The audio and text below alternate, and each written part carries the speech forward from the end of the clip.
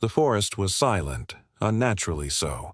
Not a bird, not a breeze, just the tense breath of wilderness conservationist Daniel Reed as he crept closer to a rusted poacher's trap glinting beneath low pine.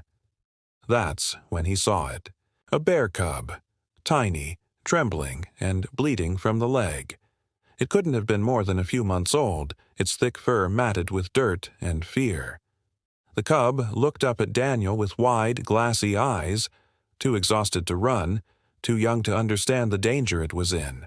Daniel's breath caught. He scanned the surroundings for signs of the mother, but the only trace was a trail of dried blood leading away from the trap. Fresh paw prints turned frantic, then disappeared entirely. She was gone. And this cub was completely alone. Against every protocol and knowing what it could cost him, Daniel wrapped his jacket around the cub and lifted him into his arms. "You're safe now," he whispered, knowing full well that in the eyes of the authorities, he had just made a mistake that could end his career. Back at his off-grid cabin, Daniel worked quickly. The cub had a deep puncture on his hind leg. Infection had already set in. He treated the wound carefully, mumbling soothing nonsense as the cub flinched and snarled. Daniel wasn't just trying to heal a body, he was trying to rebuild trust shattered by humans.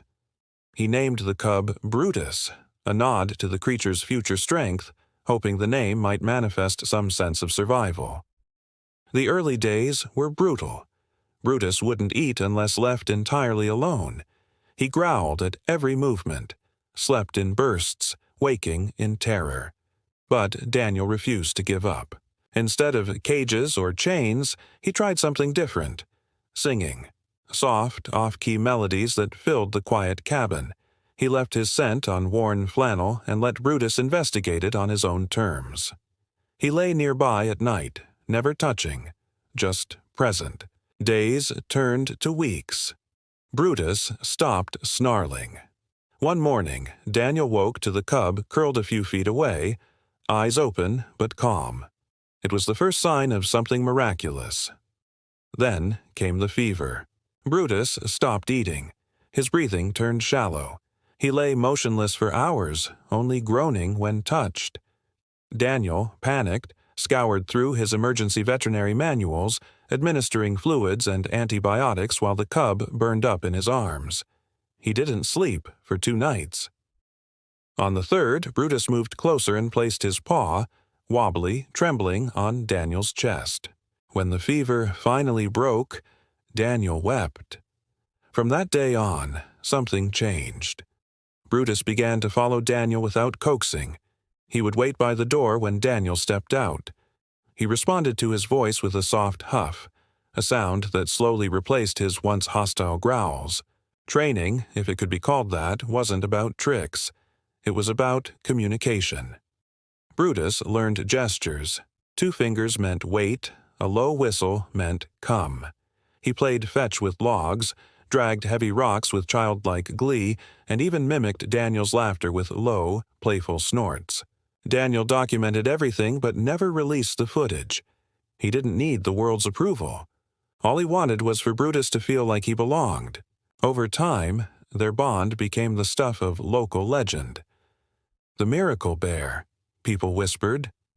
Hunters left gifts at the forest edge, fish, fruit, respect. Some still scoffed, but those who witnessed it firsthand, Daniel singing under the stars as a 200-pound bear nestled beside him, knew better. There was no fear, only trust. Then the sky turned black. It started with a haze over the mountains, then wind, then a wall of smoke that devoured the horizon. A wildfire, massive and fast. Daniel had only minutes to act. He loaded emergency supplies into the truck and grabbed Brutus's harness, but the bear was already pacing, sensing something terribly wrong. As flames licked the treetops, Daniel opened the rear gate. "Come on, boy." But Brutus didn't move. That's when the wildlife rangers arrived. They'd been monitoring the fire from above and knew Daniel was in its path. One tranquilizer later, Brutus collapsed mid-run, his massive body falling limp beside the truck. "No," Daniel shouted, scrambling to him. "Don't take him. I can keep him safe." But the Rangers had orders.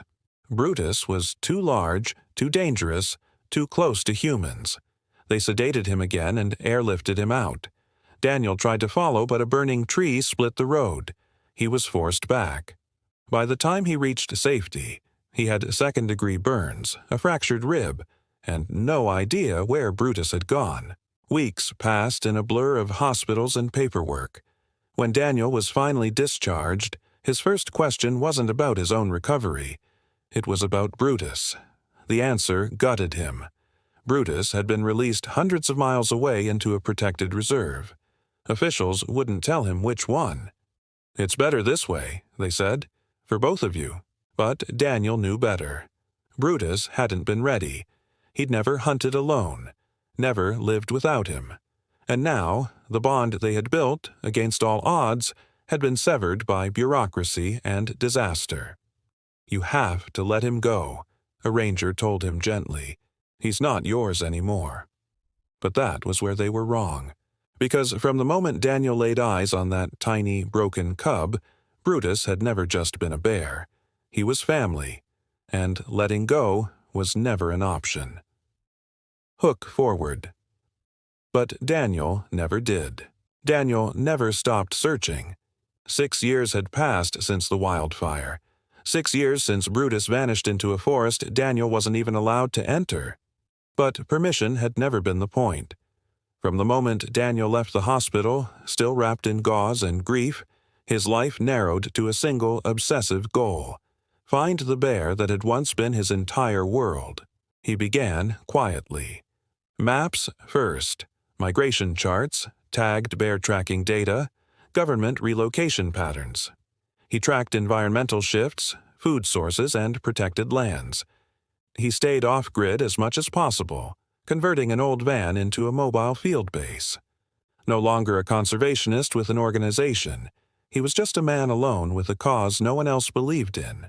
What he did have were memories, and instincts sharpened from years in the field. Brutus had never been a wild bear.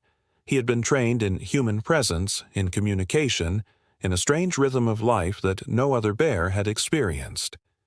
If Brutus was out there, Daniel believed, some part of that routine had to remain. He installed trail cams along suspected migration paths, sometimes spending months in one region before moving on.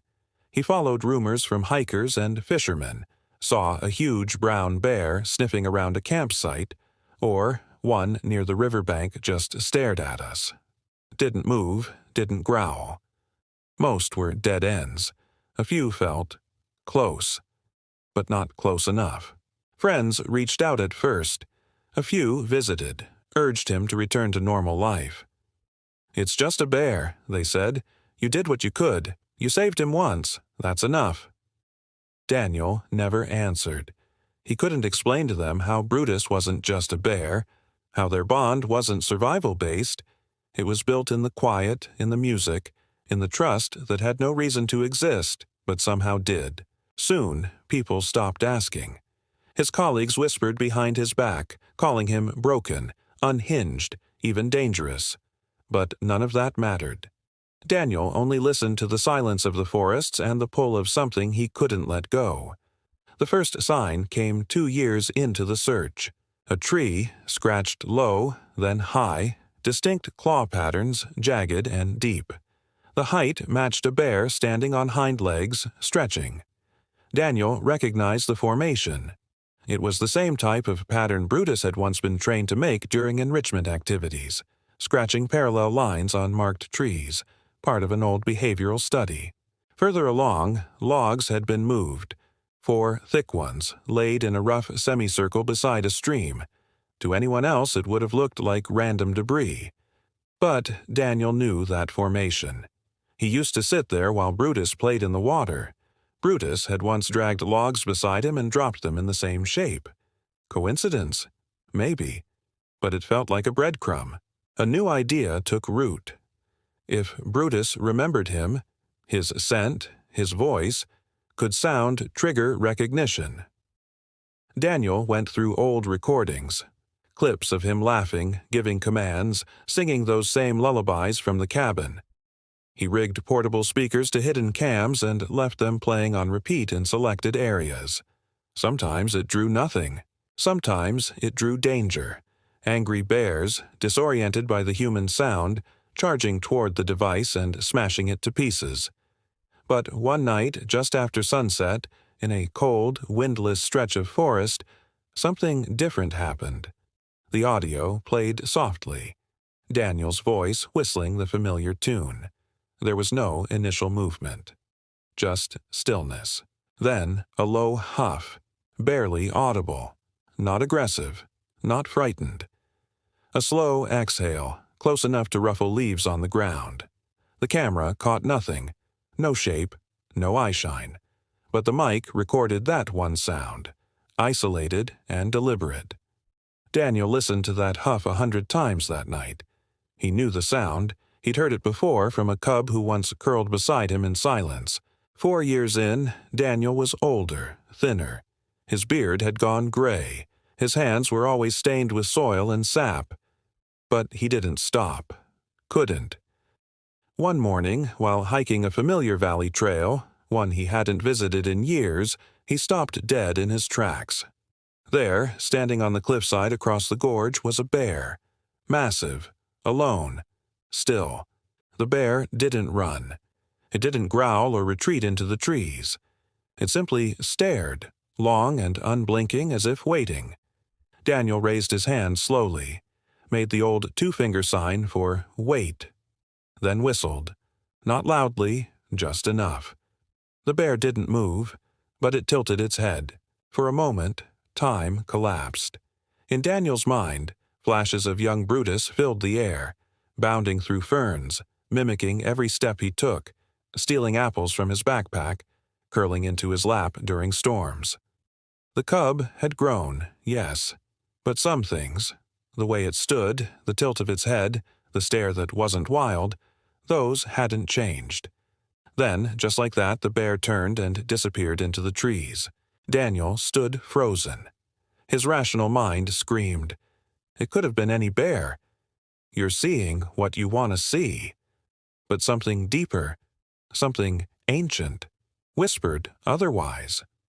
By the 6th year, hope had thinned into something quieter. Less fire, more ember.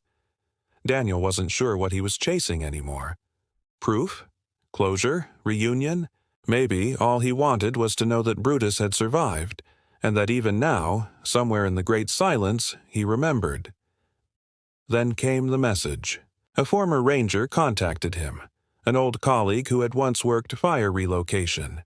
He'd heard about unusual bear activity near an abandoned ranger station in the northwestern reserves. Bears were showing behavior not typical of the region, staying too close to man-made structures, dragging human objects around, even humming, according to one hiker's bizarre report. Daniel's heart thudded. He didn't ask questions. He just packed. In the back of his van, he placed a wooden crate, aged, scarred from years of travel. Inside, wrapped in a faded bandana, was a tattered, chewed-up leather glove. Brutus's old toy. He used to carry it around in his mouth like a comfort blanket, even as he grew too big for it. Daniel held it to his nose one last time, breathing in a smell that had long since faded but still burned behind his eyes. Something about this trip felt different. Final. Right. He closed the crate, locked it, then turned the key in the ignition and whispered to the glove, "Let's go find him."